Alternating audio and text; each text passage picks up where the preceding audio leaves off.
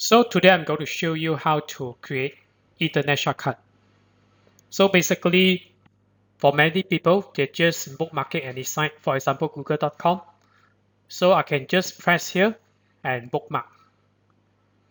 But today I'm going to teach you a different way to create internet shortcut. So it is not bookmarking as usually people done it. So today I'm going to show you how to create internet shortcut.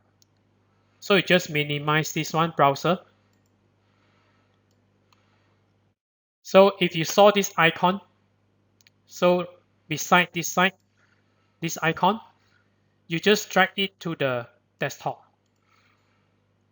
And then there you go. When I click the properties, it is internet shortcut basically. So with the file extension .url. So this is internet shortcut, and many people don't know about it. And it is also not very hard to create this internet shortcut. So just drag this one to the desktop, and then maybe you can just zip it or what if you want to attach another file to other people, and maybe to promote your website or your blog whatsoever. So this is a good way to just create an internet shortcut. So that's it for today. Thank you.